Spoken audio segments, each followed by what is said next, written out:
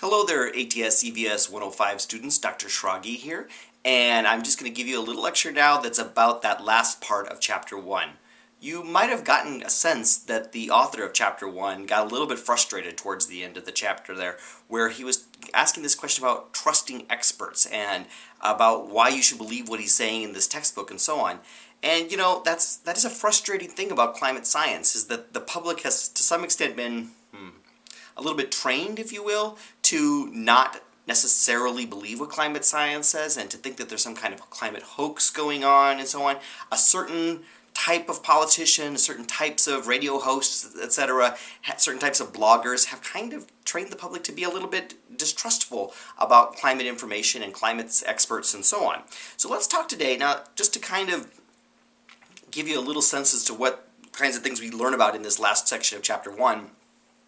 We want to talk about how you evaluate a scientific claim. How do you decide if some piece of information about science that you get is something that you're going to believe?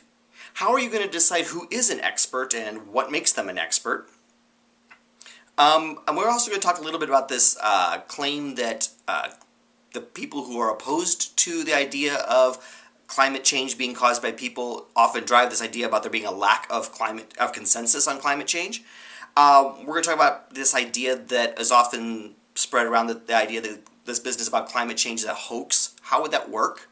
And we're also going to talk about funding. Another thing that people often talk about when they talk about climate change is how scientists are only doing it because they want more climate change research dollars. How does that work? And is that true? And so on. But you can really get a sense in the textbook that the author's getting a little frustrated by the end of Chapter 1 here. He did not want to have to write something like why you should believe this book. And I can't blame him. I mean, this is not a question that you have to ask in your other classes. I can guarantee you that a 100-level chemistry course does not have to have a section in Chapter 1 that's why you should believe this textbook in chemistry. And your world literature textbook does not have to have a section that's about why you should believe this world literature textbook and so on. It is a little bit frustrating, but of course part of the problem here is that because of the nature of the climate issue, we just have a lot of competing voices out there, and everybody seems to believe that they are an expert in one sense or another on climate change, despite the fact that there are in fact relatively few true experts on the subject of climate change. At this point in the presentation, I was planning on showing you some screenshots of websites on both sides of the issue that are extreme, okay, that aren't necessarily consistent with the facts and so on. And it quickly became something that just made me staring in horror at the computer screen. There was scary websites that are inconsistent with the facts, regardless of your political leanings or your personal beliefs or whatever. And so it just wasn't constructive to put those websites here. You can go and do a Google search and find any number of crazy opinions about climate with regard to any kind of climate opinion. And all of these kinds of websites or books or whatever you're getting this information, or radio hosts or politicians, all of them are going to be making certain kinds of claims about climate and climate change. And this kind of leads to a broader question in general when we're talking about scientific information in our society. How do you decide whether or not you're going to believe something that a scientist or scholar or whatever says? I mean, how do you evaluate it? Well, your best option would be to become an expert in the subject. I mean, why not just study? You could choose to become a climate scientist. You are at a period in your life where you can make choices about what you're going to study, and you could become a climate scientist and eventually have a PhD in climate and render opinion.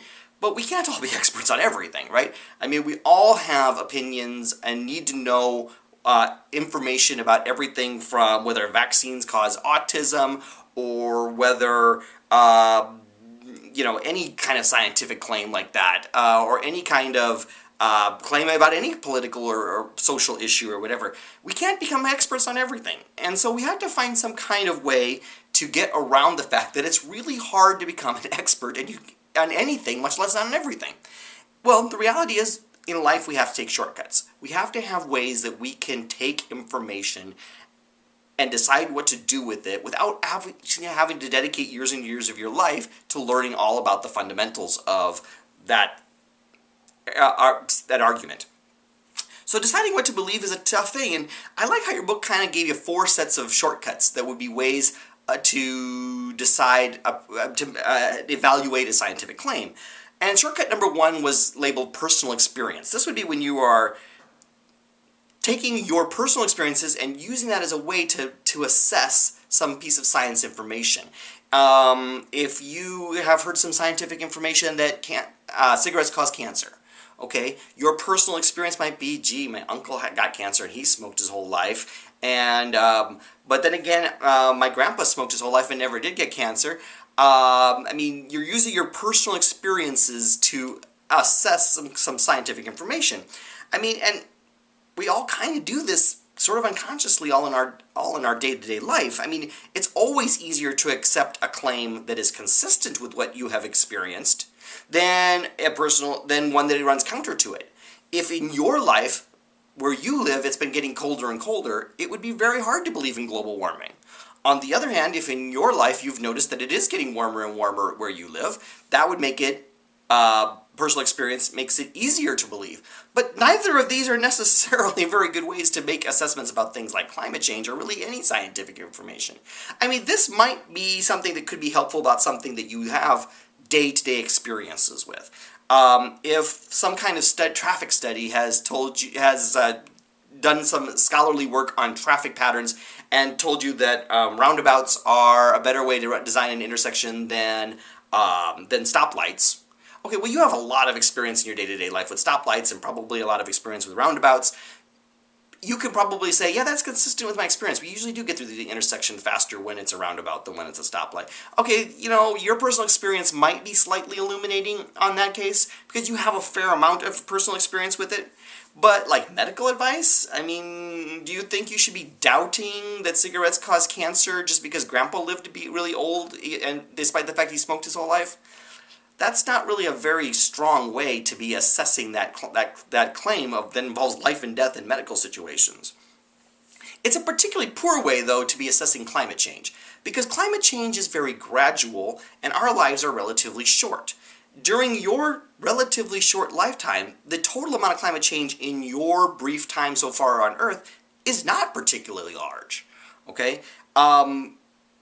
Your personal experience of how much the temperature, climate change has been on the order of like 1.5 degrees in the last century is a typical value in the United States, something like that, 1.5 degrees Celsius. Well, that only means maybe 1/10 of a degree change in your lifetime or something, or maybe, well, not more than that, you're older than that, but maybe 0.2 of a degree in your lifetime. You're not going to notice 0.2 of a degree temperature change. So it's outside your experience to be able to look at this very gradual change. Another set of ways in which you could evaluate a scientific claim is to use your personal values. I mean, we all approach problems in our day-to-day life by taking the values that we grew up with and that we've learned and so on as a framework in which we study a problem. Okay? When we are talking about scientific issues associated with vaccines causing autism, you come with certain prejudicial values, okay? You either have ideas about alternative medicine, you might have ideas about the kinds of celebrities who endorse the idea that autism is caused by vaccines, etc. You come with your own values, and values are important. They help us decide what the facts mean and what actions we should take, but they don't change the facts themselves. Okay? Your values about how you feel about celebrities and autism and vaccines and stuff like that has absolutely no impact on whether or not the claim of vaccines causing autism is true. Okay? It might influence what you do with that information when the world determines that through the scientific method and so on that vaccines don't cause autism. Okay, how you respond to that might depend on, yes, but you have very strong belief in such and such. Okay? That might be true, but it didn't change the facts. Your personal values about any scientific issue. There may very well be people in this class who are creationist. Okay, then they would be opposed to, but their values make them not believe in things like evolution. Okay, their values don't change the facts. Their values might inform what they do about the facts, like whether they choose to read certain things or whether they choose to how that informs their spiritual life or something like that, that's okay. Okay, values are important, but they don't change facts. A third possibility as a way to have a shortcut to avoid having to actually become an expert on every issue that comes along is to follow the opinions of opinion leaders. Opinion leaders are people who you have learned to trust because you find that you generally agree with them. You agree with them on other issues, so why not agree with them on this one? Now, that in fact is a very common way to respond to like climate information, okay? A lot of people respect, let's just say, Al Gore, okay? And they feel like if he finds that he agrees with the consensus that humans are causing climate change, they should agree with him. A lot of people respect Rush Limbaugh, okay? And they feel like he is right on most issues, and if he tells them that climate change is not happening, and so on, well, then they'll agree with him on that. Now, there's a problem with this, of course, and that's that there's no particular reason to think the opinion leader has any real information about the scientific claim. I mean, that's, of course, the problem with, say, vaccines and autism. Okay, you can very much like some celebrity who very much believes that autism is caused by vaccines, but that does no basis. The celebrity has no particular information on that subject. That's just something that they are saying. The claims of opinion leaders, in fact, don't change the facts either, okay? Whether or not humans are causing climate change has nothing to do with whether or not Rush Limbaugh thinks that climate change is happening, any more than it has anything to do with whether Al Gore thinks it's happening, okay? The opinion leaders don't necessarily have any special information, and their opinion doesn't have anything to do with what the fact is, okay? Maybe they've become an expert. I mean, in the case of Al Gore, he's not truly an expert on the subject of climate change, but he certainly did delve into it. He did not want to be wrong on the subject of climate change. Now, your book proposes a fourth shortcut that it says is your best option, and that is to follow the opinion of experts. The verbiage that the book uses is that it says when relevant experts have high confidence that a scientific claim is true, that is your best indication that the claim actually is true. Okay. Now, there's a whole lot of steps here. I mean, notice, for example, we had to figure out what a relevant expert is. We have to learn what high confidence means. We have to know what it means for something to actually be true versus for it to be proven, for it to be statistically significant. I mean, we're going to have to learn a lot about what these kinds of claims mean. But this basic idea that that experts would be your best, listening to what experts say would be your best option, is your best, but unfortunately not a particularly common way to make an assessment about a scientific claim. Let's talk about why and using an expert's opinion would be your best option, and we'll use an example. Let's say you woke up with a sore throat. Okay, happens from time to time. Lots of different things can cause sore throats. There's going to be claims. You mentioned it to your wife and she's going to say, oh man, I heard strep is going around. Or you mentioned it to your friend who's a hypochondriac and he says, oh, that's not good. That could be cancer. That could be, whatever. You're going to get, people are going to make scientific claims about your throat. What are you going to choose to believe? Well, one thing would be your personal experience. Okay? I mean, you've had sore throats before and you know that they go away. It takes a few days and by and large, most of the time, they go away. That is not necessarily the world's worst way to make an assessment of what's up with your throat. In the sense that you have some experience with this. You've had sore throats, your kids have had sore throats, your siblings had sore throats when you were little, and they got better. But that doesn't change the fact that it could be a virus, it could be strep, it could be throat cancer, should you go to the doctor, are you going to die? I mean, this is not really very helpful. Using your personal experience doesn't really give you any insight as to what's actually going on. Another possibility is you could use your personal values. I mean, for example, somebody might tell you, you need to go see a doctor about this. Okay, that's a claim. All right. Well, your personal values. Maybe you believe too damn many people go to the doctor all the time and they're clogging up the system. I'm not going to go see the doctor over this stupid sore throat. That is using your values to make an assessment of a situation, of a claim, the claim that you should go see the doctor. Okay? Maybe you think, hey, I pay for health insurance. I have a right to go see a doctor and take advantage of it and get my benefits that I've been paying for. Okay? That is another way to use your, hey, I paid for this, I'm entitled to it, I should go. That is another way to use a value that you have to decide what to do with the claim, namely the claim you should go see a doctor. Maybe you are worried about what people will think of you. Oh man, last time I went to the doctor and it turned out to be nothing. Jim from work was teasing me about it for days. They're going to think I'm a whiner. Okay, that could, fear of embarrassment or whatever could very well be the value that you bring that helps you assess this claim. And all of these things are, to greater or lesser extent, important. I mean, values matter. But they are more about making choices about what to do with the information. The facts of what's wrong with your throat are not changed by your opinion about whether people are going to think you're a whiner or whether you think you're going to be clogging up the medical system by going in for something as small as a sore throat or anything like that, okay? It has no bearing on what the facts are. It just is potentially informing anyway, what you do with those facts. Okay, another shortcut. What about an opinion leader?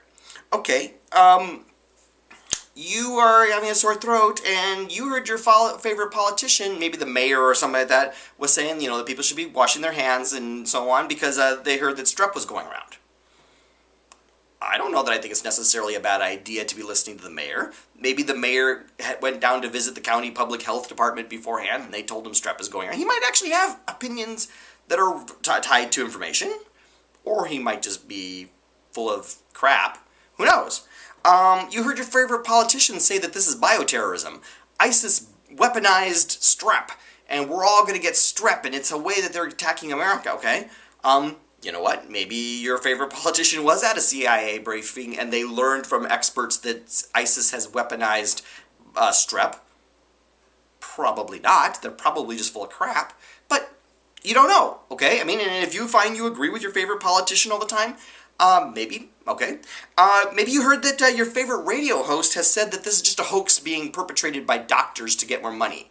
Okay, there's no real sore throat going around that's any different than usual, but doctors are telling you to come in because they can bill your insurance $200 for an office visit, and it's all just a big hoax to make money for the doctors.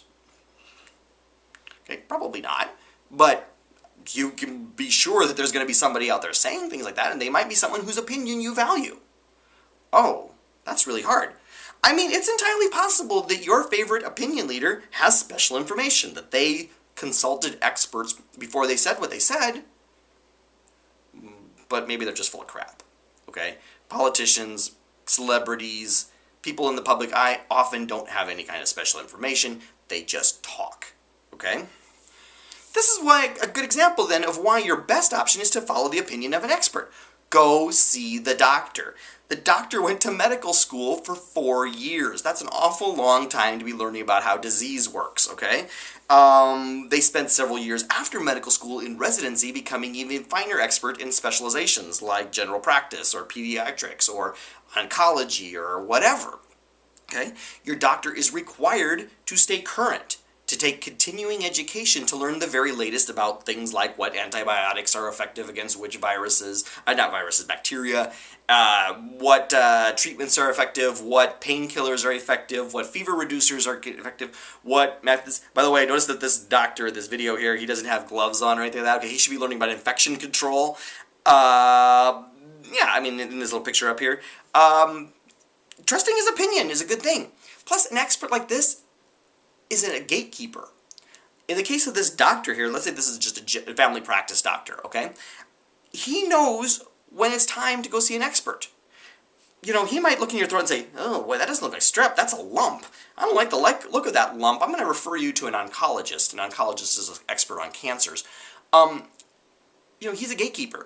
If you have sore throat and you call your oncologist, they're going to tell you you're crazy. Okay? You don't go see the oncologist about thinking that you might have throat cancer the first time you have a sore throat. You go see your family practice doctor first.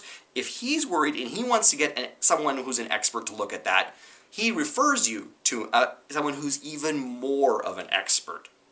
Huh. See how the process worked here? The opinion of the expert was really your best option here. Now, what we're going to do is I'm going to set up a couple of questions here for you before we move on to the second half of this lecture.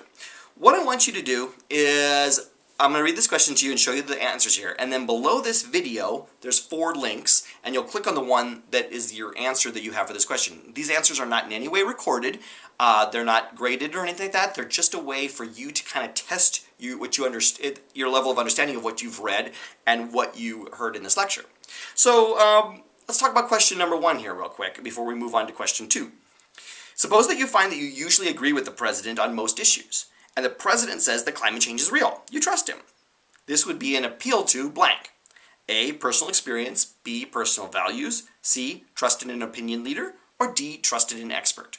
So what you're going to do now is click on one of those 4 options, which will take you to a very short video that gives you a little feedback, and then you'll watch that little video and then get what happens in question 2. All right, so I'll see you on the next little video once you've chosen your answer.